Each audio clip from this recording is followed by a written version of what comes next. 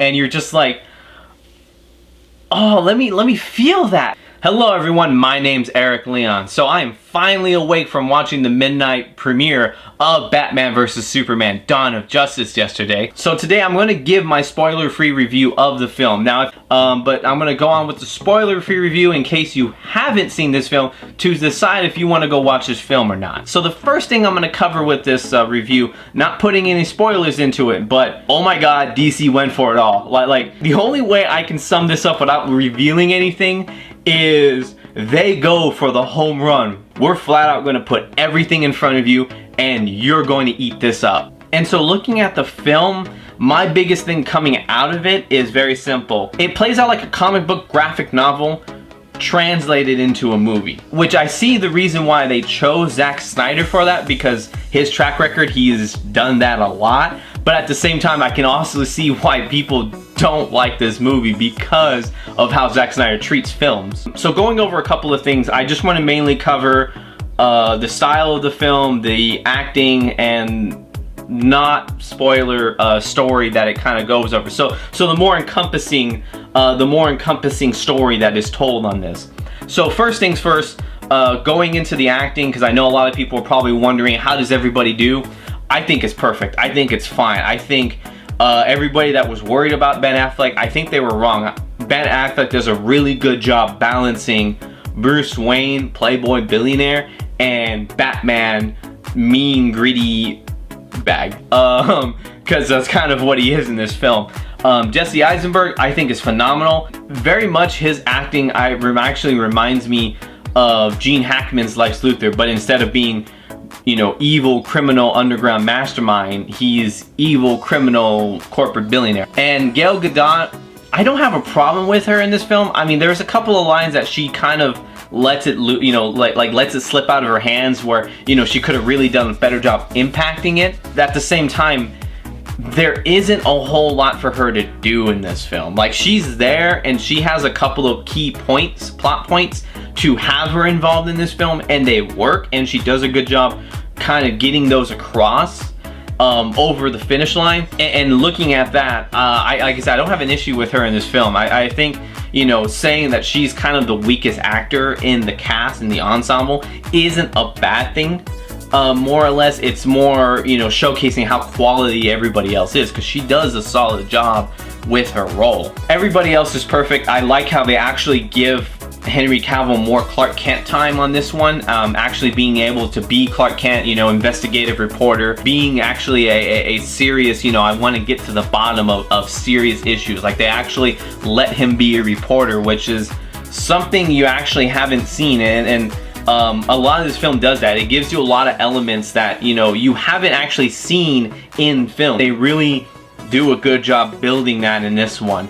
Lois is perfect. Amy Adams, you know, basically does the same good job she did for Man of Steel into this one, and it's, you know, same thing. She's in it. She's in the middle. She's, you know, getting everything solved. She gives it a little bit more of the mystery, trying to figure out the plot, essentially. So the next thing, you know, going over is the style that the film is, and the direction, and I think it's great. Zack Snyder does a phenomenal job carrying the same tones and everything over. Now, if you're not a big fan of that, you know, this is going to be the first one I'm going to say that he carries everything over, essentially. It's shot visually well on this one. You get those comic book moments that Snyder delivers from the comic books. You know, he carries it over very well on that, and you get that same style with it. So the biggest thing that is the bittersweet pill in this film, I truly believe that this is the thing that turns everybody on or off on this film, is the story. And the bittersweetness of it is that the story is phenomenal. I mean, you have Terrio and Goyer giving everything that they got onto this, and then Snyder does a good job translating their story onto film. But looking at this film, the reason why I call it a graphic novel film is, when you're reading a graphic novel, you actually have the time to spend on your story. You know, if you're reading a comic book and there's an impactful moment, you know, you think of some of the biggest ones out there, you know, you have that time to stop, go back a couple of pages, reread it again, over again, see that shot, let it marinate in you, you know, the comic book panels, right, the impactful ones that you have. You know, you have that time to really sit there and let it resonate.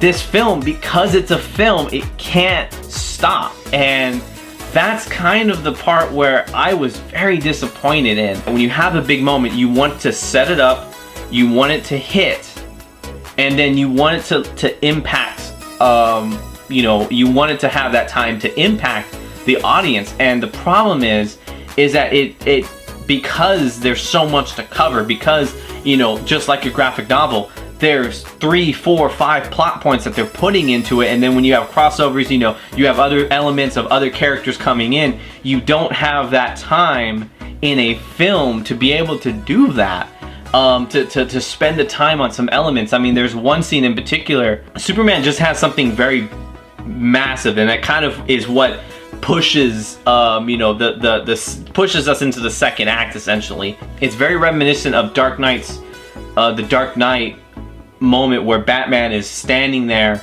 in the rubble with where Rachel died. It's very, I mean, it is almost equal to that, and it's great, but you get 3 seconds of it, and then it just goes right into the, you know, it hits you right with the next story point, and you're just like, oh, let me feel that. Let me spend that time with him to feel his pain, because Henry Cavill delivers. Like, you see the pain on his face and its quality. You're just heartbroken. Like, you just are like, man, I really want to spend time with that. And that first half of the film, the first act, it does that a lot to you. It just is like, hey, here's a great scene, let's move on to the next one now. Oh, here's another great scene. Now we gotta get to, you know, Batman's story arc. Oh, here's a great scene for Batman. Now we gotta get back to Superman. Like, here's a great scene. Now you know, Lois's story arc, and it's just like, you know, it just keeps going and going and going. It's like, ooh, look at this, boom, next one now. Ooh, look at this, boom, next one. And you're like, can you just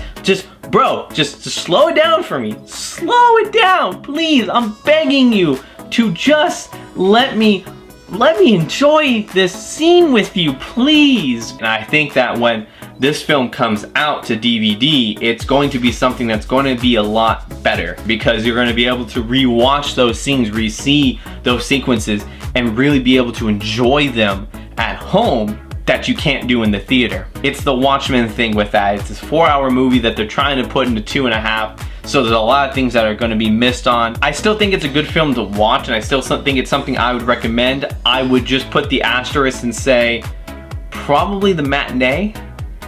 Probably, you know, somewhere that you can catch it for a little bit less than the midnight premieres or after matinee, where the prices go up, just so you can enjoy the film and come out of it not really thinking to yourself, man, I spent all that money on that. I think that's what I would recommend for everybody else, but definitely something I would recommend to go see. So thank you everybody for watching. Again, if you want to see the spoiler review, go to the beginning of this film, click on the annotation I'll have set up. And going from there, everybody, I hope you enjoyed the review that I had. My name's Eric Leon, and don't forget, this has been rated EDL. You have a wonderful day, everybody. Bye.